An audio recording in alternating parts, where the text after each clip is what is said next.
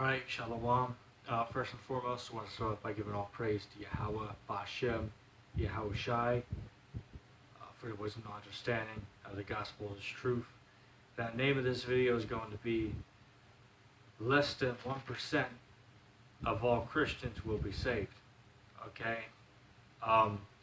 Just statistically speaking, if Christians were the Lord's people, let's just, for argument's sake, let's just say Christianity is the truth. Let's just say that. Now we know Christianity is the truth. Now we got to go and find out how many Christians there are in the world. Now, if you do your research, it says from 2.4 billion to 2.6 billion. Okay? So it's one of those numbers, either 2.4 billion or 2.6 billion, around there. Okay? Now, when you read in the scriptures about those who receive salvation, it says that there are 144,000 individuals who are going to be saved or receive salvation. Okay? So think about that. And yeah, I know that there is, another remnant who will be saved. Okay? The 144,000 are just men. But there is a remnant of women and children who will receive salvation. But those are not counted into the 144,000. Okay? That number could be 10 million people. That could be a million. That could be a billion. Okay? There are billions of Israelites on the face of the earth right now. Okay? So, nobody can say what that second number is. Only the Most High can know that. But we know that you want to get into that 144,000, man. All right? Because those are going to be the real rulers of the world, not the remnant who follow. All right? Those are going to be average citizens who receive salvation. Okay? So you want to be in that 144,000 group. Okay? That's the main, the main one you want to get into, as I said. Now, one thing I want to get real quick is the book of Matthew, chapter 7, and verse 13. It says, "Enter ye in at the strait gate, for wide is the gate, and broad is the way which leads to destruction, and there be many which go in thereat. Because strait is the gate, and narrow is the way which leads unto life, there be few that find it. Beware of false prophets which come to you in sheep's clothes, but inwardly they are ravening wolves." Right.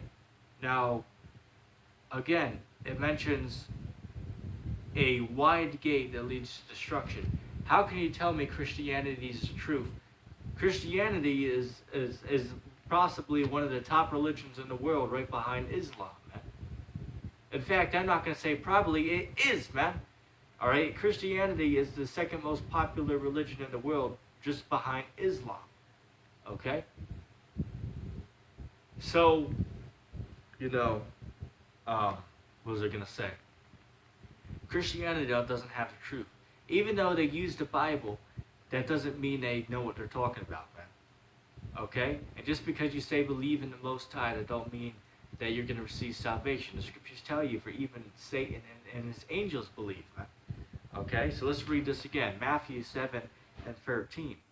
"Enter ye in at the strait gate, for wide is the gate, and broad is the way which leads to destruction, and there be many that go in thereat. Because strait is the gate, and narrow is the way which leads unto life, and there be few that find it." So how can Christianity be the truth? Okay, if there are over 2 billion believers worldwide.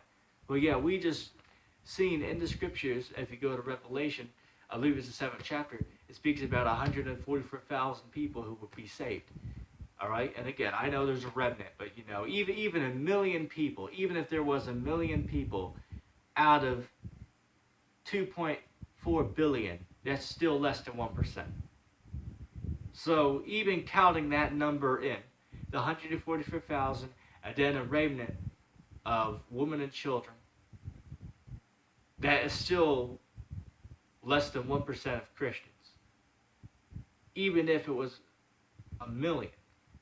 Okay? That's still less than 1% of all Christians in the world. Okay? Again, think of that number. Think of that number, man. 2.4 billion people. But yet, less than 1 million or so are going to receive salvation. Okay? So, I mean, it just shows you, man. Alright? So if you're a so-called Christian, that means you must have got less than 1% chance of being saved, man. And again, the church really don't deal with these, what's the word I'm looking for? They don't really deal with these topics, man. All right? They don't really deal with these topics. All right? Because a lot of those people in there, they really don't know what they're talking about, man. And even the pastor as well, he don't know what he's talking about. For one, a lot of you Christians don't even know what this book is right here. Okay, but I'm going to show you something real quick. All right, this book right here, it actually, in the book of 2nd Ezra, the 7th chapter,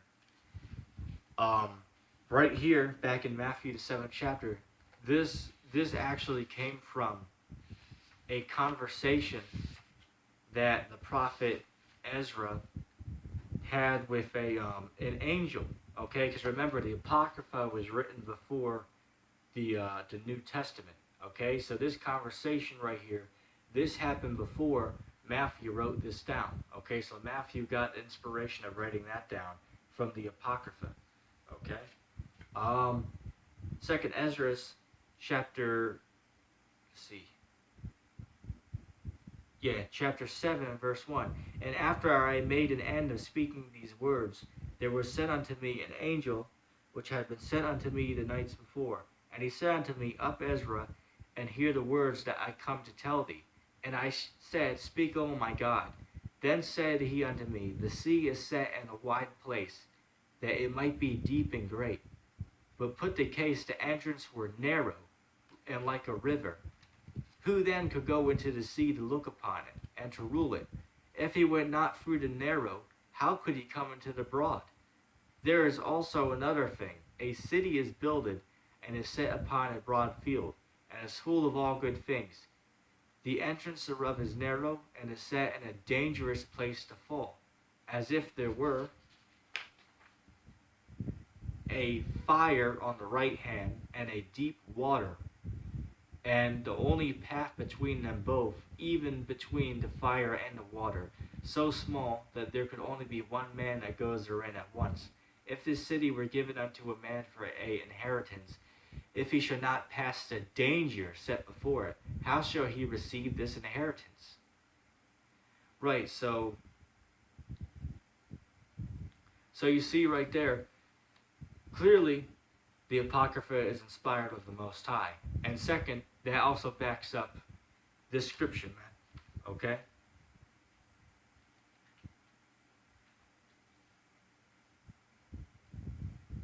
Yeah, this is a good precept. Let me get this.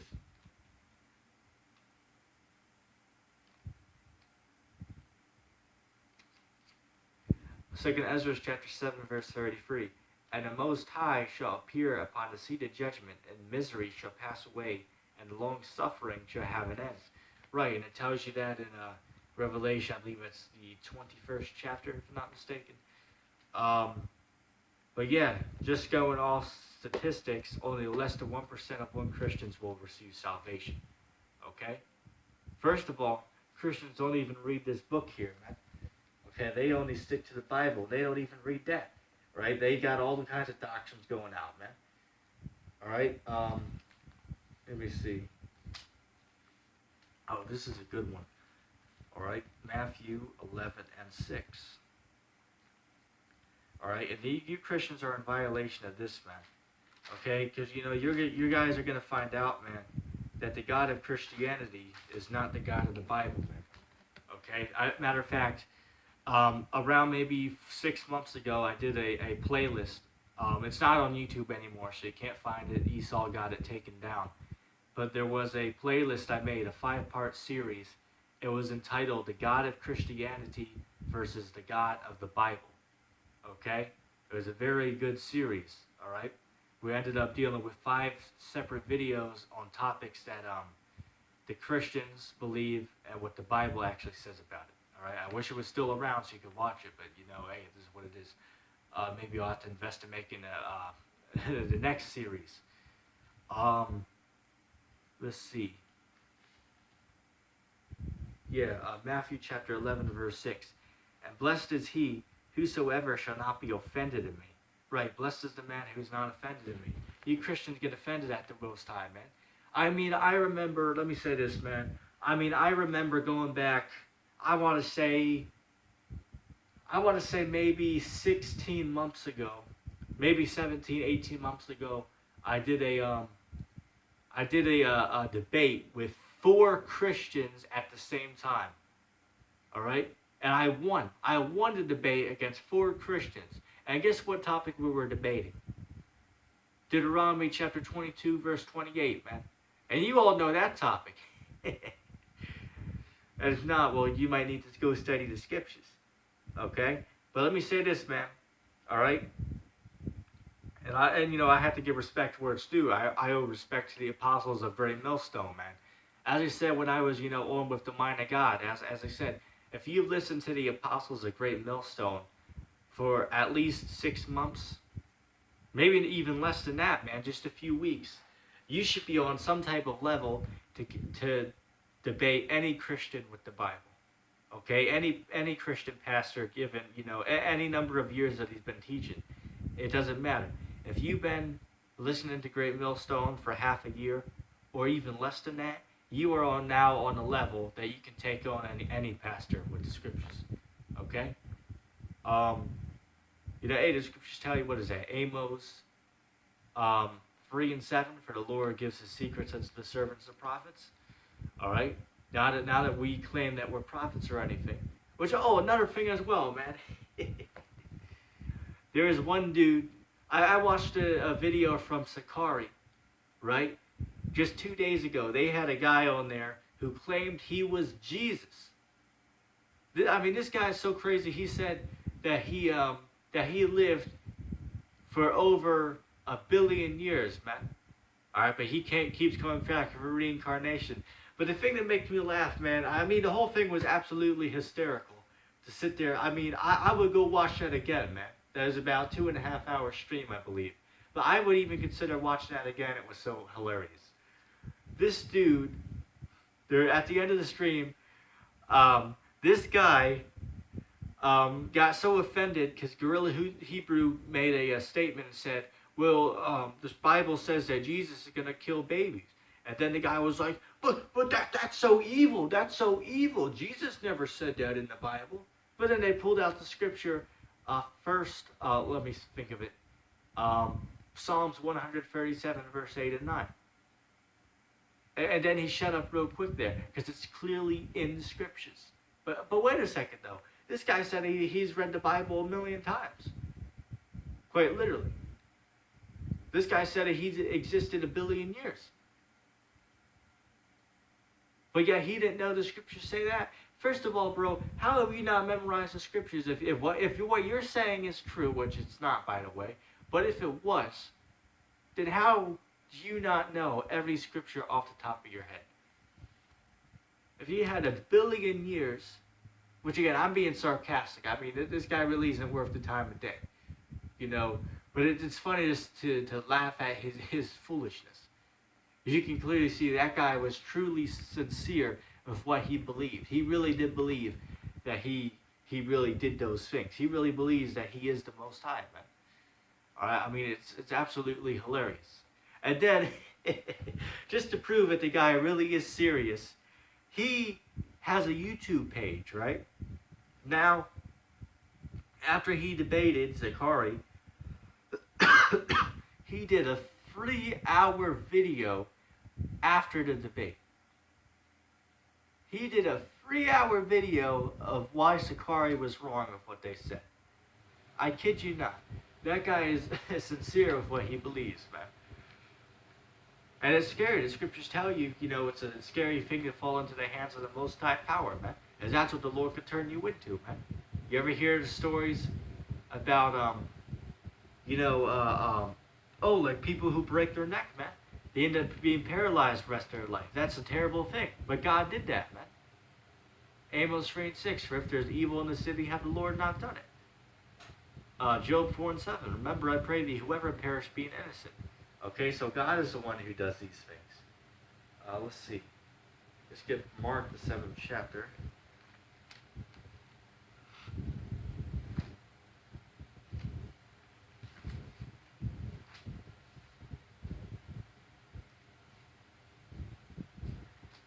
This is a good cut to so-called Christians right here.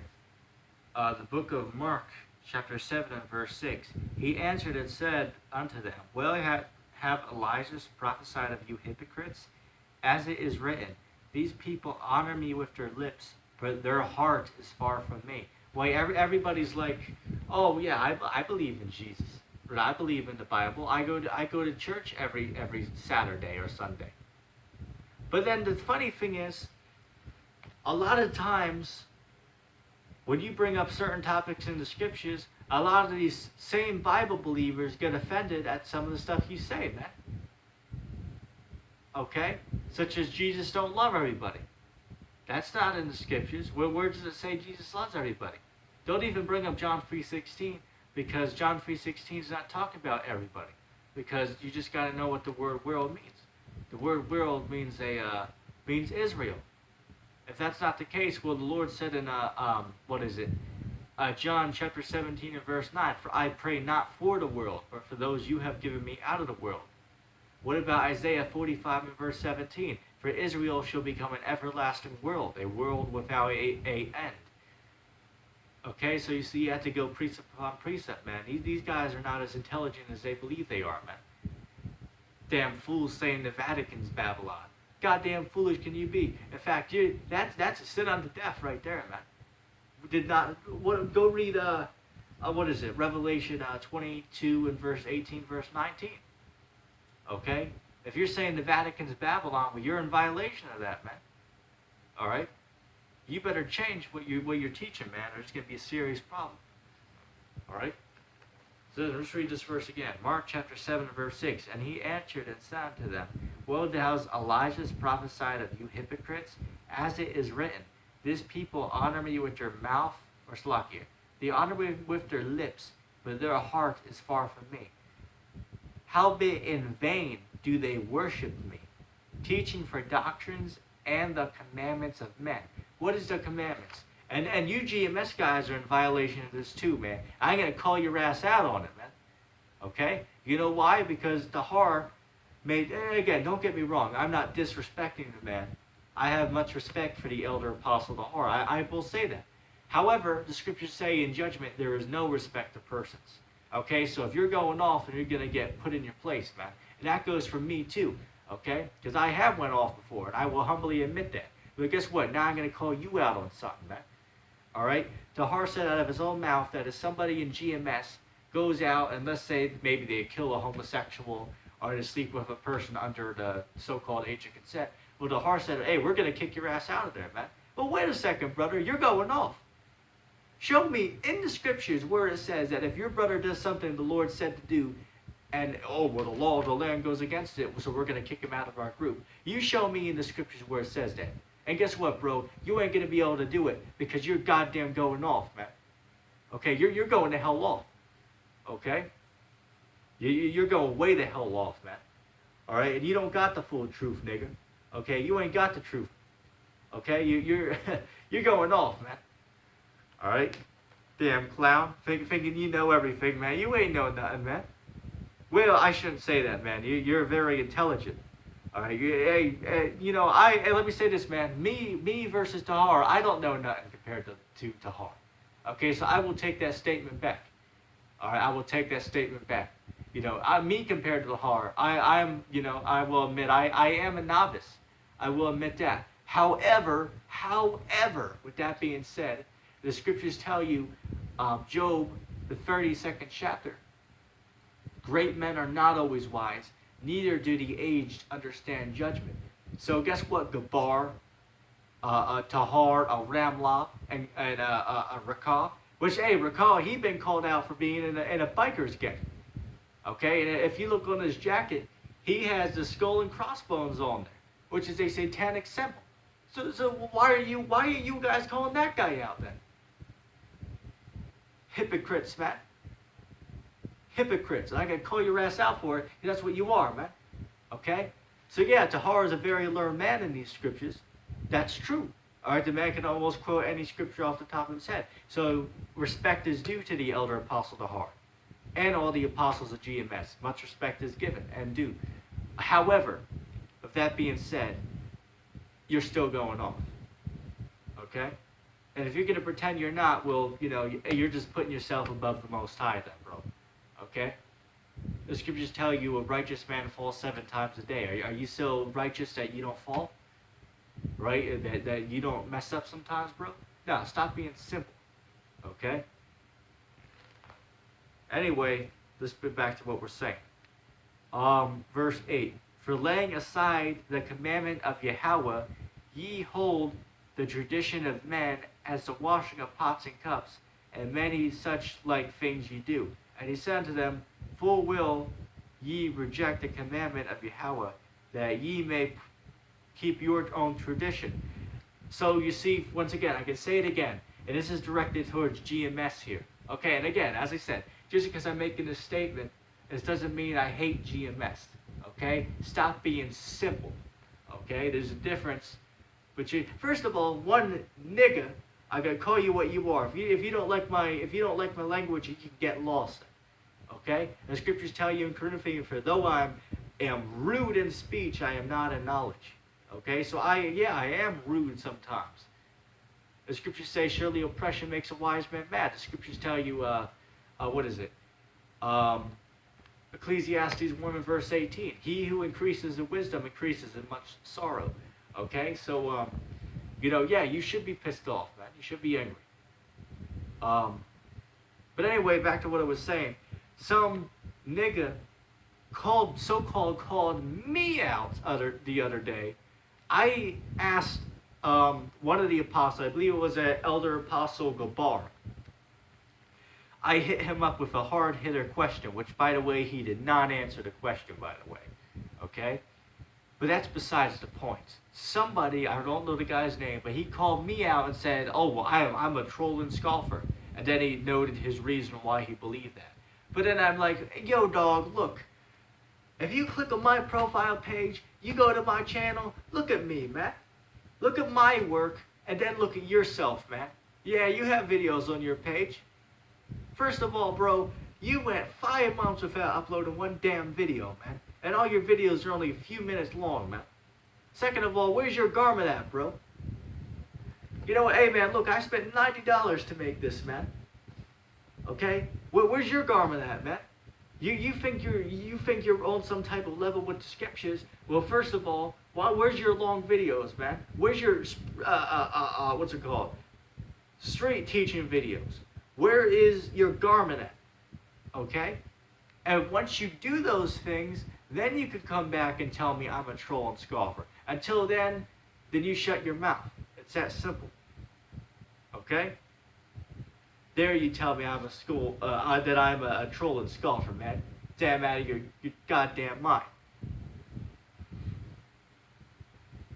Unlike you, bro. Unlike you, I've been locked up for this truth, man.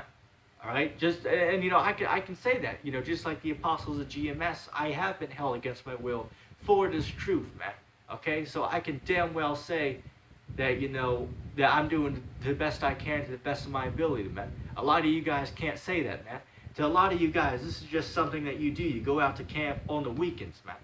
Okay, as something fun to do, to let the time fly, so to speak. Okay, well, guess what? A lot of you are gonna find out this is more serious than what you think it is, man. Okay? Anyway, I digress. Sometimes you just get too aggravated. But hey, sometimes it's very much needed. Okay?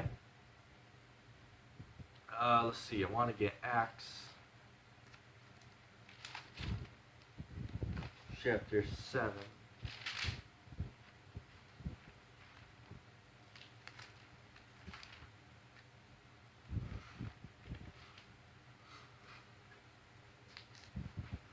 There it is. This is the book of Acts chapter 7 and verse 48. Howbeit the Most High dwells not in temples that are made with hands, as says the prophets. Heaven is my throne, and earth is my footstool. What house will you build unto me, says the Lord? Or what is the place of my rest? Let's read verse 48 again. Howbeit the Most High dwells not in temples made with hands, as says the prophets. That's right. So Jesus is not in your church building, man. Okay? Right? You know how what is it? How Joel Osteen, Creflo Dollar, T.D. Jakes. There's so many so-called teachers out there. That they always started off, well, this is the Lord's house, right? This is the Lord's house. Well, first of all, the Lord don't dwell in temples that are made with hands. How are church buildings made, man? The same way my house was made. Okay, you hire some construction workers to come build the building. Okay, they make it with wood, concrete, paint, nails, all types of machinery to put it together. It's basically like a house, man. It's a house, is what it is. The Lord does not dwell in the temple. Now, the Lord sees what's going on there. The scriptures tell you the eyes of the Lord see all things. All right? The Lord also said, where 2 or 3 are gathered in my name, there will I also be. Okay? But really, the real church, this is church right now, man. This is church. Or church is when I'm on the street corners. Okay? That's church. Okay? You sitting down watching this lesson is church, okay? Not going to a building on Sunday. That has nothing to do with the scriptures, okay? You can worship the Lord from your house, okay? There's nothing. What is so special about going to a church building? We just read out of the Bible, the Lord does not dwell in temples that are made with hands. Is church not a temple? Even the definition of the word church means a temple, okay? So, it's so clear. It's clear as day, man. All right? This is not even laughable at this point, okay? So, pretty much that was just a lesson there, okay? It's plain as day, man. It don't get any simpler than that. Okay? So yeah, statistically speaking, less than 1% of all Christians will receive salvation. Okay? Just statistically speaking, that is. Okay? But anyway, with that being said, all praise to Yahweh Bashem Yahweh Shai. With that being said, I can say shalom.